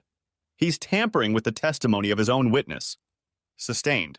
Knight paused, looked at Rebecca, then at his notes, turned the page with the list of questions, and continued. So, 21st. Where were you when you saw him? At my house. You mean you and your husband's home, right, Mrs. Broussard? Corrected Knight. No, Mr. Knight. I mean my house. The house belongs to me and has always belonged only to me. Ben smiled, noticing that the jurors were mesmerized by her demeanor, and at least one of the men on the jury smiled and nodded. She was definitely not playing the role of the grieving widow very well. Now, Mrs. Broussard, you last saw your husband at your home on the 21st. Was he alive at that time? She snorted. You might say so, Mr. Knight. But if you want clarification, perhaps you should ask that slut he was busy undressing. Ben almost laughed out loud, and several members of the jury stifled their laughter, while a few others turned to Knight to catch his reaction. Silence, Judge Feldman progressed, drowning out the loud murmurs from the gallery. Having achieved silence, he turned to Knight and, suppressing a smirk, said, "Please continue, Mr. Knight." Knight swallowed, then scrawled a series of questions with a pen. Finally reaching one he liked, he asked, "Okay, after the 21st of the month, when was the last time you saw your husband? The other. When was the next time you saw him?" "About 10:30 on the 23rd, lying in the middle of the floor of his den about 5 feet from where I had last seen him 2 days before." "And what was his condition at that moment?" Deborah raised her eyebrows. "Of course he was dead." Knight looked at the witness, not knowing whether to continue. After a moment, he said, "There are no further questions for this witness, Your Honor." With those words, Knight closed the 3-ring binder of questions, tucked it under his arm, and headed for the attorney's desk. "Miss Lyons," Judge Feldman said as he finished his notes, "does the defense have any questions for Mrs. Broussard?" "We do, Your Honor," Rebecca said, rising to her feet and heading toward the jury box. Unlike Knight, who remained chained to the podium in the center of the courtroom, Rebecca leaned against the jury box. Ben saw each juror's eyes turn to her, waiting for the first question. "Miss Broussard," Rebecca said when all eyes stopped on her, "I would like to take this opportunity to express my condolences for the loss of your husband." Deborah nodded. "I'm sure this is very difficult for you," Rebecca continued. Deborah snorted. "I'm actually handling it quite well." Several of the female jurors, including all 3 unmarried women, smiled at the remark. Ben knew they were thinking about sparing Alain Broussard from death. "Miss Broussard, I have a few questions if you don't mind." Deborah nodded. "You said that the last time you saw your husband, he was with another woman?" "Yes, with another." Ben looked at Knight, who was staring intently at the witness. His first witness had already been a disaster for the state. She had turned the entire jury against the victim and portrayed him as a first-rate scumbag. "Did you know this woman?" "No, I hadn't seen her before." "What did she look like?" Deborah thought for a moment. "Like most of the others, I suppose." "Most of the others in his long line of women?" "Yes," Deborah said. 20 to 30, slim blonde hair. Cute." Rebecca waved her hand toward Jennifer, and Ben saw his wife tense up, feeling the stares of all the jurors. "How is Mrs. Bradford?" "Oh, yes," Deborah said. "Very much like Mrs. Bradford." "And who was that woman he was with on the 21st? How did she behave?" "Objection," said Knight, rising to his feet. "Irrelevant to the case." "Miss Lyons?" "They opened the door on a straight line, Your Honor." "I think we're allowed to explore this matter further, especially given the totality of the testimony so far and the nature of the affirmative defenses we've raised in our pleadings." Judge Feldman nodded. "Overruled." "Witness, please answer the question." "How did the woman behave?" Deborah asked. Rebecca nodded. "She was crying." "Your husband undressed her and she cried?" "Objection," Knight progressed. "Overruled," Judge Feldman coined. "Yes." "She seemed very reluctant." "She was crying, telling him it was wrong." "Objection." "Hearsay." "That doesn't prove the allegation's true," Rebecca replied. "It only speaks to the woman's behavior." "True." "Objection overruled," Judge Feldman said. Turning to Deborah, he said, "She cried and told him it was wrong." "Anything else?" "Yes, Your Honor, she was just limping. You know, like she was a zombie. She wasn't helping him, she was just holding her arms at her sides, crying and asking him to stop." "And what did you do, Mrs. Broussard?" asked Rebecca. "I told her to come with me." "And did she go?" "She didn't want to." "I told her she didn't have to do anything she didn't want to do, but she just sat there." "I told Alain to leave her alone, but he just smirked and said she was more than willing. That it was a little game they play from time to time. He said I should sit here to see how much fun it could be." "Did you call the police?" Deborah lowered her eyes. "No. I offered to, but the woman begged me not to. She said she'd be fine." Rebecca tapped her knuckles on the jury rail. "Thank you for your honesty, Miss Broussard." Turning back to the bench, she said, "I have no further questions for this witness, Your Honor." Judge Feldman nodded and turned to Knight. "Mr. Knight? Do you wish to redirect the testimony?" Knight cleared his throat and stood up. "No, Your Honor." "Then the witness is excused. Mrs. Broussard, please do not discuss your testimony with the other witnesses in the hallway." "Do you understand?" Deborah nodded. "I won't, Your Honor." "Thank you." Turning to Knight, Judge Feldman said, "The state may call its next witness." Knight called Dr. Anthony Iatrola, the Lake County coroner. Ben nearly fell asleep during the dry testimony about cause of death, penetrating force, and so on and so forth. Even the photographs weren't too interesting. They showed Broussard curled up face down, a few pictures of scratches on his neck. On cross-examination, Rebecca focused primarily on the time of death. Dr. Iatrola suggested that death had occurred between 7 and 10 o'clock in the evening. Of course, he admitted, it could have been earlier, and certainly later. The house was equipped with a computerized thermostat that automatically changed the temperature in the house, lowering it when people were normally away and raising it when they were home. Given the fluctuations that accompanied such temperature changes, particularly the time it took for the house to heat up or cool down, it was possible to skew the time either way. Just as she returned to the lawyer's desk, her cross-examination apparently complete, Rebecca stopped and turned around. "By the way," she said, "I thought you said there was an artery here?" "Yes," said Dr. Iatrola. "An aorta, as a matter of fact." "Thank you, doctor," she said, sitting down. No further questions. Detective Robinson, who had sat at the counsel table with Knight throughout the trial, took the stand next. He described how he arrived on the scene at midnight, cordoned off the crime scene, questioned Deborah Broussard, and learned about surveillance opportunities in the house. "Surveillance capabilities?" asked Knight. Robinson cleared his throat. "Yes, sir. The house is perimeter fenced and has an electronic gate. There are cameras on the gate that record every entry and exit when the gate is touched, something to do with interference in the electrical signal or when the gate is activated." "And you've reviewed the footage?" Robinson nodded. "It shows a dark BMW 325 entering at 7:23 and exiting at 7:52. "Can you determine the color of the BMW?" asked Knight. "No, sir. The camera only captures black and white." "Do you remember the license plate number?" "No," Robinson said, clearing his throat. "The license plates on the front and back were covered in what appeared to be mud. We couldn't make out the license plate." "Your Honor," Rebecca said, standing up. "At this point, we're going to object under the best evidence rule. If they have the tape, they should produce it and let us draw our own conclusions, not let the witness simply describe their observations." Judge Feldman turned to Knight. "Mr. Knight, do you have the tape?" Knight glanced at Rebecca. "We have it, Your Honor. But it would be a waste of time, everyone's time, if we sit here and watch it in its entirety." "Miss Lyons?" asked Judge Feldman. She shrugged. "My client is facing a life sentence, Your Honor. I'm sure Mr. Knight or the other members of the jury won't mind spending 30 minutes of their time reviewing the tape on which the witness's entire investigation seems to rest." Ben saw several members of the jury nod approvingly. Judge Feldman told Knight to lay the groundwork for the tape, which he did with the help of Detective Robinson's testimony. Everyone then spent the next 30 minutes watching the tape. After a lunch break, Knight resumed his questioning of Detective Robinson. "What did this tape mean to you?" asked Knight of Robinson.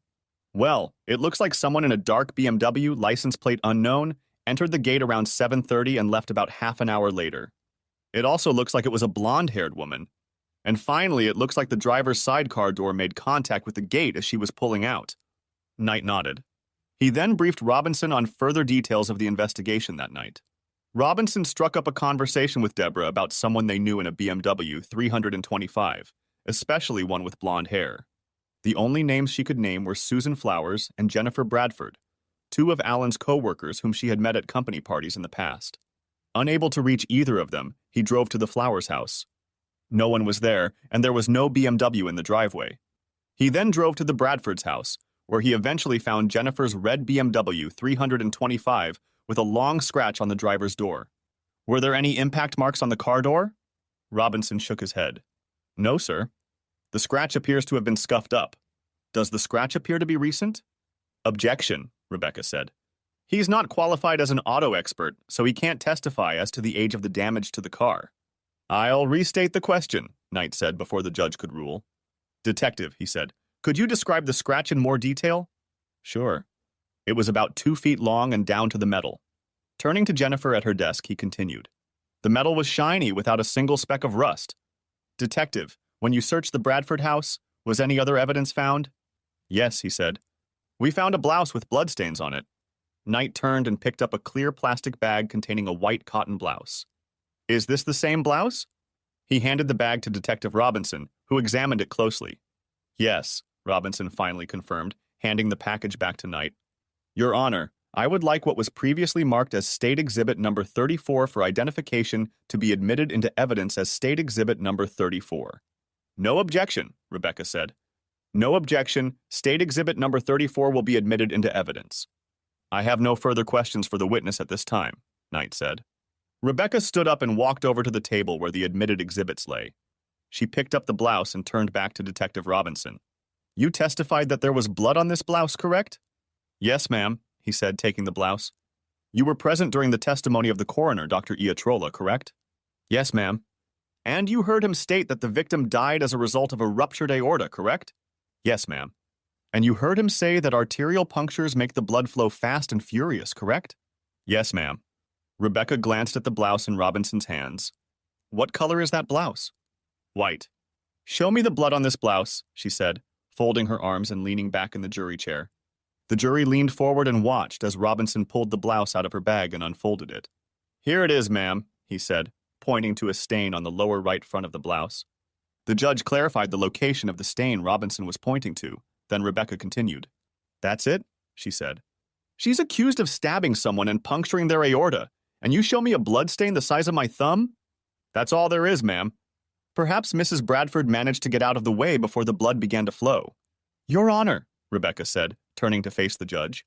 Witness, please refrain from making comments like that. Is that understood? Robinson nodded. And the jury will disregard that statement. Okay, detective, let me ask you, how many murders have you investigated in your career? 34, he answered.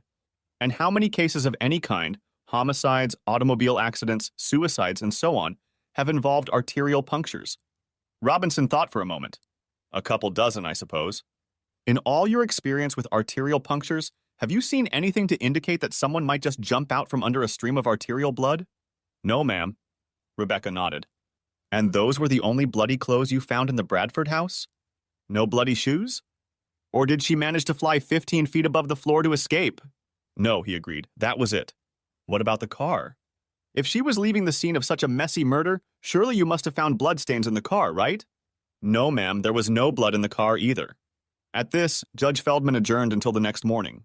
We've got a serious problem here, Robinson remarked to Knight as they walked down the hallway to Knight's office. The hell do you think? Replied Knight. She filed a notice of intent to use self-defense. And then, right off the bat, the grieving damn widow takes the stand and does everything for them. How the hell could you let that happen? Robinson's lips pressed together, and he struggled to contain his rising anger. You knew from the beginning that she had that defense. You saw the bloody videotapes that sick bastard kept. You thought his wife didn't know anything about him? Knight stopped and turned to Robinson. Not a word, he hissed. You hear me? Not a word about any damn videotapes. They'll come out and we'll be finished. Well, maybe we should be screwed, Robinson said. I'm not the one withholding evidence, you are. I handed it all over to you, and what you did with it is none of my damn business. What if they ask me about them? Do you expect me to lie? They don't know anything about any videotapes, Knight said. Seeing that Robinson was clearly uncomfortable with this confirmation of the cover-up of evidence, he continued. I'll say it again. If these videos come out, we're both going to be totally screwed. But what if there's something to this? Maybe that sick bastard really tried to do it. She wasn't in any of the videos, so we know that if she was there, it was only the first time. Maybe she confronted him and he didn't like it. Jesus, you've seen the crime scene photos. Someone almost blew her head off. You don't think Lyons is going to come at me with this tomorrow? Knight nodded. I know she'll come after you for it. But still, how do we know it wasn't hubby? Notice he's not on the witness list. That's why he's sitting in the courtroom. He can't offer an alibi, so they didn't even bother to put him on the list. Yeah, Robinson said, but I don't think so. I also don't like hubby being so close to Lyons. Knight's eyes narrowed. What do you mean? You can see her body language? Knight nodded. She has some kind of phobia about being touched. Yes, Robinson said. That's the first thing I noticed about her the morning after her arrest. But guess who she's not afraid to touch? Knight waited for an answer. That's right, Robinson continued. She doesn't wind up around her hubby. You think he's been doing it with her? Robinson shook his head. No. I looked it up. Looks like they were dating when she was in law school. Engaged and were going to get married. What happened? She was abused, that's what happened. She went crazy and was never the same. After a few months, they got hooked up. A wave of anger swept across Knight's face. And this is the first time I'm hearing about this? What the hell is wrong with you? And what would you do about it? If you knew, what the hell difference would it make? It would be a pleasure, that's all. Well, Robinson said, at least now you know why she's fighting for Jennifer Bradford.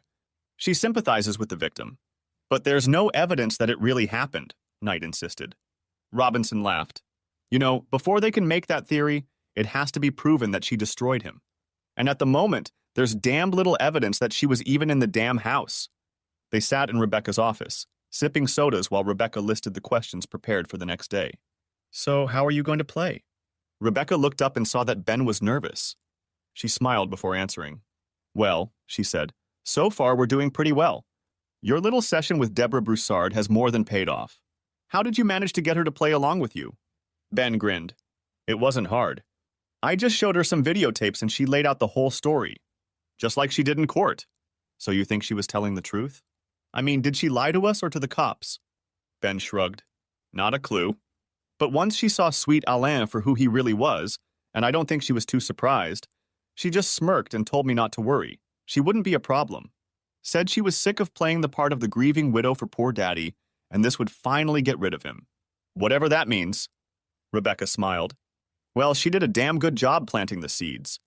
And the rest of us. She leaned back in her chair and folded her hands behind her head. Well, let's just say we already have reasonable doubt that Jennifer was even there. And tomorrow? Tomorrow, my dear, we'll blow this case wide open, Jennifer assured him. Ben nibbled a fingernail. Are you sure we're doing it right this time? Jennifer nodded. Oh yeah, I think we got them all. After the fireworks display the day before, the courtroom was packed to capacity. Spectators squeezed into chairs, and about 24 more lined the walls. So, Detective, Rebecca began, you testified that you were first on the scene? That's correct. Before the plainclothes officers? Yes. I was only a few blocks away from the scene of the burglary case when the call came in. I left some officers there and headed straight there. I was there a few minutes after the call came in. And Mr. Broussard was lying face down on the floor in a pool of blood? Robinson nodded. Quite correct. Subsequently, you turned him over? Robinson hesitated, realizing where this was going. Yes. Did you notice anything unusual? Yes, Robinson said, trying to brush it off. There was a knife sticking out of his ribs and the front of his body was covered in blood. Rebecca smiled. Anything else out of the ordinary? Robinson sighed. He knew that further evasions would only hurt the state's case. Yes, he said. Mister. Robinson's pants were unbuttoned and his penis was exposed. Rebecca nodded thoughtfully, waiting for the growing murmurs in the courtroom to subside. And you heard the coroner's testimony that, in addition to the stab wound, Mr. Broussard had several other injuries, correct? Yes. And those injuries were a scratch on his neck and a scratch on his penis, correct? Yes. How many mistreatment cases have you handled during your tenure as an officer? Objection, Knight said. Goes beyond direct speech. Overruled, Judge Feldman said, without waiting for Rebecca's response. A couple hundred. In how many of those did the witness fight back? 50, maybe 75, Robinson said. What kind of wounds did the assailants usually have in those cases where the victim struggled with the assailant? Robinson glanced at Knight, who only lowered his head. Scratch marks. Where are the scratch marks, Detective? On the face, neck, chest, back, Robinson replied. Pretty much everywhere there was exposed skin. Rebecca turned her head and her eyes met Robinson's. And Mr. Broussard, when you found him, only had his face, neck, and penis exposed, right? Robinson, breaking the first rule of testimony, answer too much, mumbled his answer. What, Detective? Ladies and gentlemen of the jury didn't hear your answer. I said, yes, those were the only exposed areas not covered by clothing, he said, looking back at her. And you heard Miss Broussard's testimony, correct? Yes, he said. You heard the part where he appears to have forced himself on the young woman? Yes. Did anything in the course of your investigation give you reason to believe that Mr. Broussard behaved in that manner? Robinson hesitated, turning to Knight again for advice. Knight merely stared back at him, saying nothing. Take your time, Detective, Rebecca said. We all know this is a long investigation. He wrinkled at the contempt in her voice. Well, we've heard some rustlings, he finally offered. Rumors? That's it? Are you sure there wasn't something more? She asked. Evidence of a more definite kind? Robinson was sweating, afraid to answer and afraid of getting caught. Knight's face tensed, and he watched Rebecca's every move. What do you mean by definitive? Asked Robinson. Detective, I think you know what I mean by the word final. She turned and walked over to the counselor's desk, reached into her briefcase and pulled out a stack of DVDs. Robinson saw Jennifer Bradford's body and face tense up at the sight of those discs, and her eyes widened. It was the first emotion, other than sadness, she had shown since they had begun jury selection. When Rebecca turned and held out the DVDs for all to see, Robinson was sure that his look of utter horror made Jennifer Bradford's apprehension look like giddy joy. "Objection, Your Honor," Knight progressed, jumping up from his seat. "Mr. Knight," said Judge Feldman, leaning forward and looking intently at the prosecutor. "There are no questions or offers of proof." "But there will be," Knight insisted, "and I want it interrupted right now." Robinson sat silent, unable to move, watching Knight panic. Rebecca, on the other hand, only smiled as she continued to hold the DVDs aloft. The murmurings in the courtroom grew, and the bailiff's attempts to quiet them proved futile. Judge Feldman stood up. "The court will recess," he said. "Counselors, follow me." Feldman walked through the door to his chambers and was already seated when two attorneys entered. He smiled at them. "So, Bob, care to tell me what made your briefs wince?" "Your Honor," Rebecca interrupted, "I'm sorry, but I have to object. If we're going to discuss this, I really should ask that a court reporter be present." Feldman looked at her. She was calm as a cucumber and had obviously thought this through beforehand. He had to admit he liked her performance. For someone with no experience defending a murder case, she hadn't missed a step yet. What's more, she was making Bob Knight look like a complete fool. "Good point, Miss Lyons," Feldman said. "Jim," he turned to the bailiff standing outside the door, "ask Francine to come back here for this little introduction." They waited for the court reporter, who appeared a few minutes later with his stenotype typewriter. "For the record," Feldman began, "we are in the courtroom for the People v. Bradford case. Both attorneys are present as well as myself." Turning to Knight, he said, "When we stopped here, Mr. Knight, you objected to what looked like a stack of DVDs. Could you now explain the basis of your objection, however untimely it may seem at the moment?" Knight picked up the words before he began. "The evidence I fear is about to be presented is extremely prejudicial and will only inflame the jury." "And what do you think that evidence is, Mr. Knight?" Knight grimaced at this question, but nothing came off his lips. Feldman turned to Rebecca. "Miss Lyons," he said, "would you mind explaining what's going on here?" She smiled broadly and folded her hands in her lap. "Of course, Your Honor. You see, these are DVDs from Mr. Broussard's computer. They depict his various adventures in the 3 years before his death." Feldman leaned back in his chair and whistled softly. He glanced back and forth at Rebecca and Knight, and the look on Knight's face told him that he still hadn't gotten the full story. "Does that make you uncomfortable, Mr. Knight?" Knight shook his head. Feldman turned to Rebecca again. "Okay, Miss Lyons, assuming everything you've said is true, what is the probative value of these videotapes?" "Well, Your Honor," she said, leaning forward and whispering conspiratorially, "the vast majority of the videotapes clearly depict scenes that were coercive in nature." Feldman raised his eyebrows and looked at Knight. Knight, however, was still keeping a low profile. "Do you disagree with the way Miss Lyons characterized those videotapes, Mr. Knight?" "No, Your Honor." Feldman nodded. Turning to Rebecca, he continued, "Is there anything else, or are you going to make me pull everything out of you bit by bit?" Before she could speak, Rebecca threw Knight a scornful glance. "Just this, Your Honor," she said, turning around to look at the judge with fire dancing in her eyes. "Mr. Knight had those videotapes, but he never bothered to turn them over." From the way Knight's whole body tensed, Judge Feldman realized it was true. "You're kidding, right, Bob?" he said to Knight. "You're prosecuting a slaying case where we know they're going to lump self-defense as an excuse, and you haven't bothered to turn over the videotapes that show the victim. I use that term with caution now." "But none of them show the defendant, Your Honor," Knight pleaded.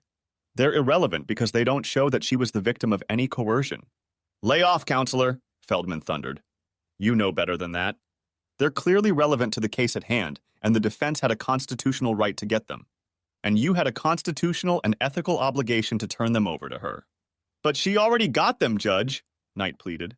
"There's no prejudice in her already having them." Feldman thought for a moment. "So no harm, no foul. That's your answer?"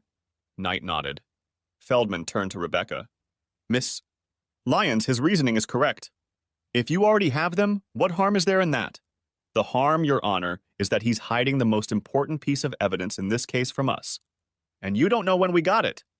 If it was only yesterday, which by the way is the first time I've been able to look at all of these tapes in full, then how can I prepare a defense if they've taken care to hide all of the key evidence from my defense?"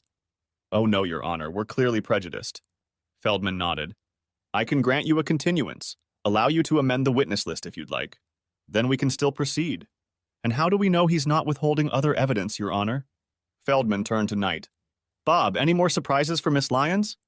Knight hesitated. "No." Feldman leaned across the table and stared at the prosecutor. "This is your last chance to confess," he said. "If I find one more piece of improperly withheld evidence, the case will be mishandled." Knight was silent for a moment. "We're waiting," Feldman said. "No, there's nothing else." Feldman stared at the prosecutor, realizing he was lying. Then he looked at Rebecca and saw the smile on her face. She knows he's lying too, and she's going to prove it. "So, Detective, the last time we spoke, you were going to tell me if you had more definitive proof that Mr. Broussard had a history of coercing women. Would you care to share that with the jury?" Robinson looked at Knight, who was staring straight ahead. "There were videotapes on the victim's computer," Robinson said. "They captured some, well, encounters that didn't seem to be entirely mutually agreeable." Rebecca threw him a sarcastic look. "Do you really want me to start showing those videos? Or do you want to try and describe encounters that turned out to be less than mutually acceptable?" Robinson blushed. "Sounds like he extorted that from a lot of women. How many videotapes were there?" "A couple hundred." A murmur went up in the gallery, and Robinson heard the jury sigh from the courtroom. "How many different women?" 23. "And how many of them depicted coerced relationships?" "Most." Rebecca looked at the jury, going from face to face as she spoke further. "The majority? You want to try to determine a percentage?" Robinson looked at the jury, all eyes fixed on him, waiting for an answer. He looked at Knight, who was staring straight ahead. Well, he certainly wasn't going to risk his career for this farce. He didn't want to press charges as it was, and now Knight was throwing him to the wolves. Robinson turned from Knight to Rebecca. "I'll do better than just putting up a percentage. Of the 23 women, only 3 were consensual. With one of them, there was no consent initially, but by the third meeting it became apparent. And the others?" Robinson turned to the jury. "If I had those videotapes, and if Mr. Broussard were alive, I'd charge him with over 150 counts of aggravated mistreatment." Most of the jurors stared at him in shock, and pandemonium began to break out in the courtroom. "Quiet!" the bailiff shouted. Robinson saw that Judge Feldman was only shaking his head. The defendant, however, was still nervous. Curious, Robinson thought. She wasn't in any of the videotapes. Perhaps the night of the murder, if it could even be called that, had been her first encounter. And perhaps she was the first and only one who had not succumbed to Broussard's advances. As the courtroom fell silent again, Rebecca smiled at Robinson. "Detective," she said, leaning back in the jury chair and resting her hands on the railing behind her, "have you interviewed any of these 23 women?" Robinson nodded. "All of them. Did they all have alibis for the evening of September 23rd? No. Did any of them, either the women or their spouses or anyone else close to them, own dark BMW 325S? Yes, Robinson said. There it was, the biggest chink in the armor. And he had no idea how she knew that. Judging by the smile on her face, however, it was obvious she knew everything. Did anyone with no alibi, or a weak alibi for that matter, own a dark BMW 325? Robinson looked at the defendant.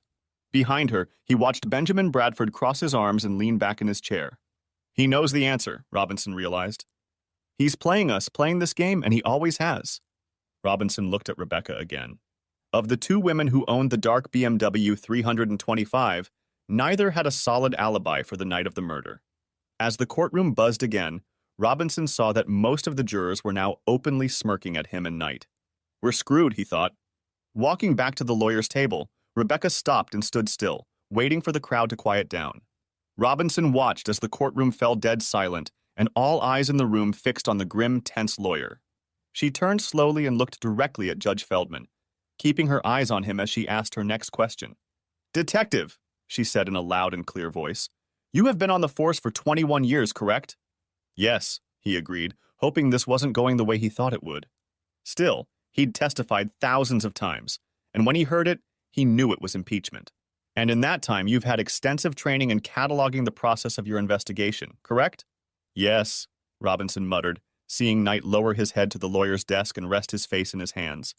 Glancing back at Rebecca, he noticed that she was still looking directly at Judge Feldman, and a smile began to curve her lips as her voice grew louder. And part of that process is preparing and filing police reports on every conversation you have during the investigation, correct? Robinson hesitated. They were dead on. Right? Repeated Rebecca. Correct, he agreed. And you prepared police reports on every interview you had with each of these 23 women, correct? Robinson looked around. All eyes were on him, including the piercing stare of an obviously very angry Judge Feldman. Correct, Robinson said. Then can you explain why none of these police reports were turned over to the defense and were not listed in any of the documents provided to the defense? Robinson's answer was drowned out by a new murmur in the courtroom, and Robinson hung his head. Counselor, Judge Feldman barked. Cameras now. So what happened in chambers? Asked Ben, swinging his feet up on the coffee table and holding a wine glass in his hand. It'll be over first thing tomorrow. That's what happened, Rebecca replied. Feldman has lost his mind and is going to spend all evening researching and drafting a plea of nullity. He doesn't want to make a mistake and risk it coming back to bite him in the ass. He's going to make sure Knight gets destroyed over this. Ben laughed. Arrogant prick, he said. And rightly so. Rebecca smiled. Penny for your thoughts, Ben said, sipping his wine and looking at her curled up in the chair across from him. I'm still worried about how things will turn out tomorrow, she said. You know, after the trial is over. Will everything be as we plan? Won't there be another unexpected turn of events that we'll have to deal with? Ben smiled. Don't worry, he said. It's going to work out just fine. Now come over here and kiss me. She did, and each time they touched, it became easier and easier. Gone was the hesitation, the fear of contact. Though still tentative at first, she soon relaxed as their tongues explored each other's mouths, and his hands gently touched her tense nipples. My God, she thought. It had been 9 years since that awful night. What if she had been more patient the first time and not kicked him out? Would they have been able to stay together and have children of their own? Still, she had a second chance. They had a second chance. And she vowed not to screw it up this time. Jennifer stood watching the jurors enter the courtroom and take their seats in the jury box. Judge Feldman, she noticed, had a stern expression on his face and glanced at Knight several times. She knew it had to be okay, but Rebecca had kept it quiet. Rebecca had informed her yesterday before Jennifer was returned to the cell where she had been living for the past 5.5 months. Jennifer spent the night in the cell praying that the motion to vacate her sentence would be granted, that this long ordeal would finally be over, and most importantly, that she would once again be able to hug and cuddle her beautiful little girls that she hadn't seen all this time. She and Ben had agreed from the beginning that she didn't want the girls to see her in this condition, and Ben had promised that he would tell them that she was out of town for a long time on business, but would be back soon. In the meantime, both Ben and Rebecca had shared pictures of the girls, but the pain in her heart only grew stronger each day. Ladies and gentlemen, Judge Feldman pronounced, quieting the murmurings in the courtroom. In light of yesterday's testimony, defense counsel has filed a motion to dismiss in chambers. The court has heard arguments from both the defense and the prosecution, both for and against defense counsel's motion. Before the court rules on this motion, it wishes to make the following findings. Feldman flipped through the papers lying before him, read one page, then began to speak, looking around the courtroom as the case progressed. First, the defense has given notice from the outset of this case of its intention to raise the affirmative defense of acquittal of the murder charge. That acquittal is based on self-defense in the assault. Second, Feldman continued, looking into his notes, under the Due Process Clause of the Fifth Amendment to the U.S. Constitution, the prosecution has a duty to timely turn over to the defense all evidence in the prosecution's possession that either is or could reasonably be construed as exculpatory of the defendant's guilt. Third, Feldman continued, his voice rising as he set his notes aside, the prosecution in this case intentionally and with flagrant disregard for the Constitution and the defendant's rights withheld key evidence from the defense. This intentionally withheld evidence included videotapes showing the victim's long history of possible mistreatment, as well as police reports of interviews with numerous other individuals who had motive and possible means to commit the crime charged. Worse, the prosecution deliberately employed a pattern of conduct designed to make the defense completely unaware of the existence of all of these individuals. Fourth, the court has grave doubts that any of the evidence presented so far, yes, the prosecution has not yet completed its case in chief, but I don't see it improving, that any of the evidence presented so far points solely to the defendant as the perpetrator of this crime. On the contrary, we now have at least 2 other possible suspects whose identities were not revealed to the defense until Detective Robinson testified at trial yesterday. In fact, and I want to make this clear, were it not for Detective Robinson's truthful testimony under not the best of circumstances, none of this would have ever come to light. For that, Detective Robinson is to be commended. Judge Feldman nodded to Detective Robinson, who sat next to Knight at the prosecution table. Jennifer then watched as Judge Feldman's gaze shifted to her. Without thinking about it, she felt her chest tighten and she held her breath. In all my years on the bench, he said, his gaze unwavering and his facial features softening. I have never witnessed such gross misconduct on the part of the prosecutor. Any evidence presented to show that the defendant was the perpetrator of Mr. Broussard's death, and it is quite uncertain whether she was in fact the perpetrator of that death, but any such evidence indicates that the defense she has put forward is valid. Feldman's face hardened as he turned to Knight. Given the level of prosecutorial misconduct and the serious damage to the defendant's rights since the trial began, the court has no choice but to grant defense counsel's motion for an adjournment. The courtroom erupted into cheers, but just as quickly fell silent when Judge Feldman slammed his palm on the bench. This motion is based on prosecutorial misconduct after the jury was sworn in, so the charges are dismissed with prejudice. This time, no amount of shouting from the bailiff could quiet the courtroom. Jennifer watched as Judge Feldman put his signature on the order form and handed it to the clerk before leaving the room. She turned and saw Knight slam his briefcase shut and run out of the courtroom, ignoring the questions that a dozen or more reporters shouted at him. "What does that mean?" Jennifer asked Rebecca, who leaned back in the chair next to her, rubbing her face as the strong energy visibly left her petite figure. "That means you're free," Rebecca replied. "It's over." Jennifer felt hot tears roll down her cheeks and the empty pit in her stomach fill with hope. She turned and looked at Ben, who smiled at her. She only smiled back, not believing her voice. "Miss Bradford," the bailiff said, gently placing a hand on her shoulder. She turned and he continued, "Would you come with me, please? We'll be right back for your things and get you out of here quickly, okay?" She nodded, then turned to Ben again. "We'll wait for you," he said. As Jennifer got up and followed the bailiff, she looked back at Ben, who was hugging Rebecca. Rebecca, she noticed, was hugging him back just as tightly. That's odd, Jennifer thought. He wasn't hugging me. Outside the courthouse, Detective Bradford waited for Benjamin Bradford to appear next to a crowd of reporters. When the door swung open, Ben led Rebecca to the microphones and stood aside while she answered all the questions. "Can I talk to you for a minute?" Robinson whispered in Ben's ear. Ben turned and smiled at him. "Sure, Detective." They stealthily approached a deserted spot 50 feet from the house. "You knew all along, didn't you?" Robinson said without preamble. Ben's smile grew even wider. "Knew what, Detective?" "The videotapes and the police reports." "You've had them all along, haven't you?" Ben only smiled back. "You played a trick on us," Robinson insisted, trying to get an answer. "You and she knew this was going to happen and played us." A cloud of anger flashed across Ben's face, then the smile returned. "Detective," he said, "assuming what you say is true, how could anyone have known that Knight would withhold all this evidence? That he would play into our hands?" Robinson shook his head. "But it didn't matter if you had all that evidence, did it?" "No, it only expedited your case and helped bring Knight down. In any case, even if it had all been obtained, you had us." "Then why press charges at all, Detective?" The look of anger returned to Ben's face and his voice became hissy. "You knew what a rotten bastard Broussard was and you made those charges anyway and did everything you could to convict her. As if the world was a worse place without that. This goddamn animal ruining all these lives." "Oh yeah, who's the bad guy here, Detective?" Robinson answered nothing. "Bradford was right. Assuming we had all this from day one," Bradford continued, "and I'm not claiming that we did, but if we did, then yeah, we didn't really bother. But again, Detective," Ben said, spitting out the last word with venom, "the big question is why? Why did you make these accusations? You, of all people, knew what a monster Broussard was. Why did you put us through this?" Robinson shook his head. "I didn't," he finally said. "I begged Knight to give it up, but he wouldn't agree. Said he needed this win, needed it to stay in office." "That's bullshit," Ben said. "You could have leaked all this to the press months ago. It would have gone away, and you damn well know it. No. Instead, you just played along with this.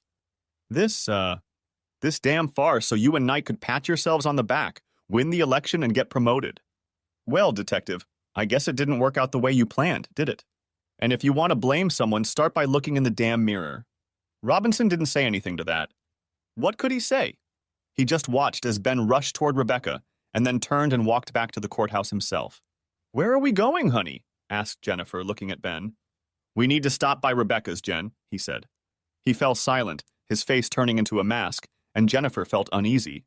"But I want to see my babies," she said. "Ben, please, can't it wait?" Ben shook his head. "Ben, baby, what's wrong?" He glared at her, and Jennifer felt a shiver run down her spine. "Oh God," she thought, "this can't be happening." She bit her lip as the car pulled into the garage.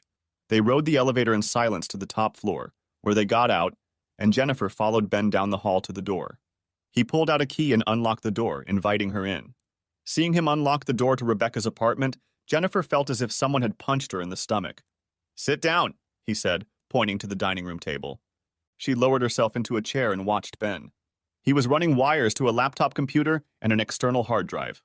Then he started up the computer and clicked on a few folders. She couldn't see the screen, but she feared the worst. Seeing the videotapes in the courtroom had left her paralyzed with fear. But after listening to the testimony and making sure she wasn't in any of them, she decided she was free and clear. Now she wasn't sure it was over anymore. "Here already?" She heard and turned to see Rebecca walk through the door and throw her jacket on a chair. "Just getting ready," Ben said. Rebecca smiled and clicked the latches of her briefcase. "Then we'll need this," Rebecca said, pulling a thick manila envelope out of her briefcase and placing it on the table in front of Jennifer. "What's going on here?" asked Jennifer, looking at the two of them sitting at the table. "Let me tell you a story," Ben began, typing a few keys on his laptop and clicking his mouse. "Once upon a time there was a family and they were very happy. At least the husband thought so. They seemed to have everything. He had a good business that was just starting to grow, and she was rapidly climbing the career ladder, getting more and more promotions. The couple had 2 beautiful daughters, and everything was as good as it could be." Jennifer looked at Ben as he spoke and saw tears come to his eyes. "One time at a party," he continued, "your boss hired me to do a computer security audit. You looked so excited, so happy for both of us. And I was happy too. I wanted you to be proud of me, to see what I really do and how well I do it. So I put my best foot forward and was in your system in no time." Jennifer felt a tightness in her chest. He'd broken through. She'd tried to keep tabs on him, tried to figure out what stage he was at, but he'd never once given a sign. She'd underestimated him, she realized. She'd relied too much on Jeff Richards' empty assurances that everything was fine. Ben smiled through the tears that were now streaming down his cheeks. "You've only made one mistake, Jennifer, and it was a very small one." She looked confused as he waited for her to guess. "Your only mistake," Ben said when he saw she didn't answer, "was at the party when you called Broussard a jerk. And just for the fun of it, I decided that he was the one I was going to break into the house through. See, it's people like that, arrogant know-it-alls, that usually make the biggest mistakes.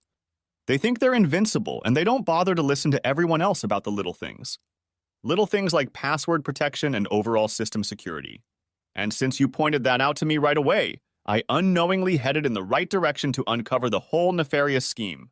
He placed the laptop in front of her, and she looked at the screen.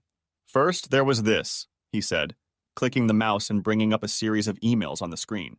Emails between Broussard and Richards. Emails between the head of system security and the head of commercial paperwork that shouldn't be there. They probably didn't talk to each other 5 times a year, and suddenly we see them emailing 2 or 3 times a day. Ben clicked the mouse again, and a particular email popped up on the screen. "So here's what I've come to," he said. An email from Broussard to his own home computer. Ben clicked the mouse again. "And it led me to this." Jennifer stared at the screen and watched Ben scroll down through thousands of deposits from Jensen National to a series of offshore accounts. "And this," Ben said, clicking the mouse again.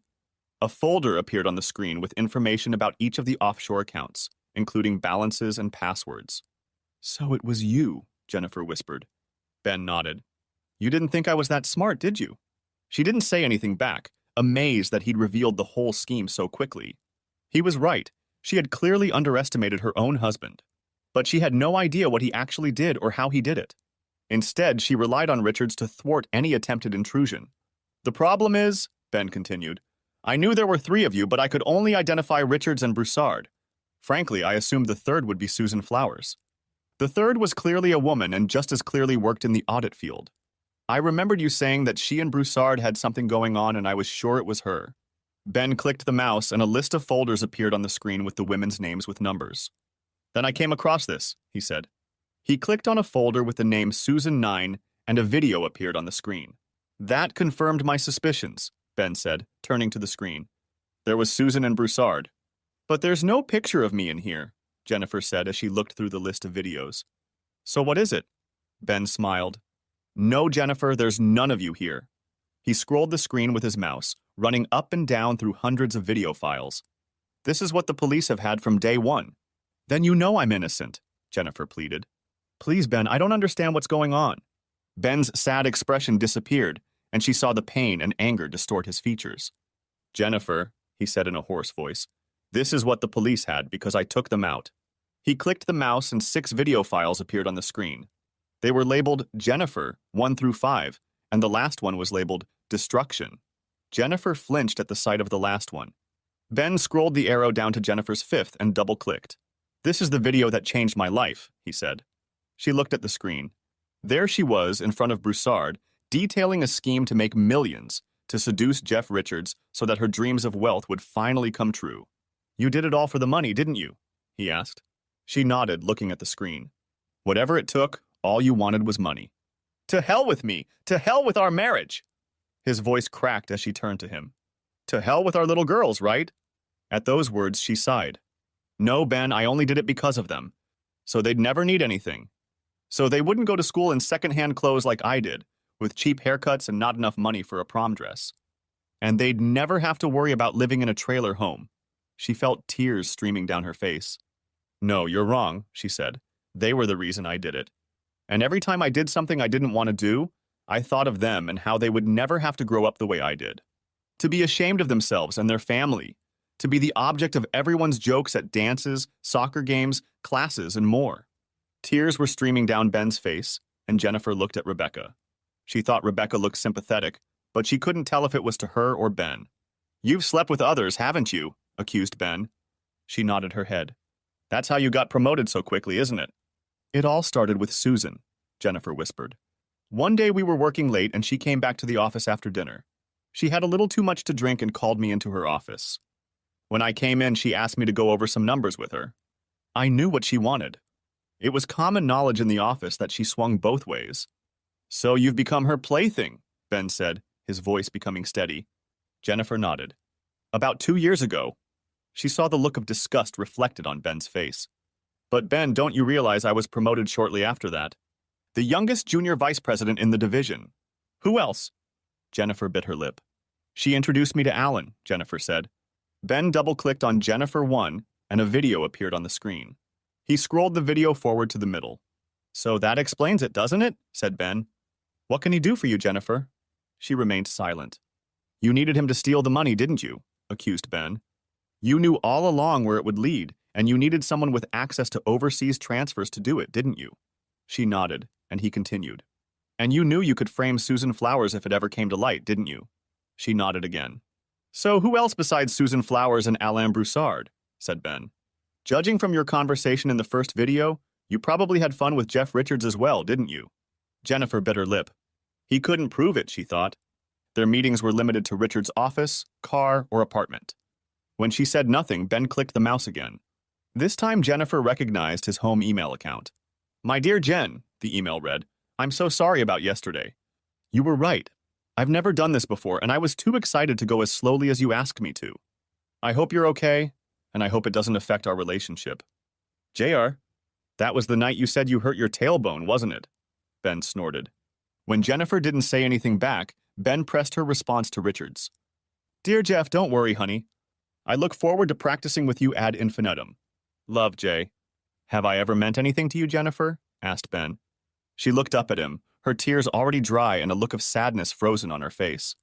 You've been my whole life, she whispered. Don't you see, I didn't mean that much to him. I want to be with you always and in everything. I only used him to get the money we needed. Ben shook his head. No, Jennifer, he muttered back. We didn't need the money. We had enough money. Christ, you drive a goddamn BMW and we could afford a full-time nanny. So no, we didn't need the money. You say you did it for the girls, Rebecca muttered, her voice soft. Jennifer turned around, surprised at being interrupted. But all this time you've been. With all those people, you weren't at home with your little girls. And all those nights you were out partying late, Ben said, picking up the thread of the conversation. I was home with the girls, playing with them, reading to them, feeding them, and putting them to bed. Jennifer said nothing, just looked back and forth between Ben and Rebecca. In response, Ben opened a manila envelope and pulled out a stack of papers. He placed them in front of Jennifer and put a pen next to them. Sign this, he said. Jennifer lowered her eyes. Decree of Dissolution of Marriage, the top document read. She flipped through the stack. An agreement to settle the marriage. Agreement on grounds. Appearance and waiver of notice.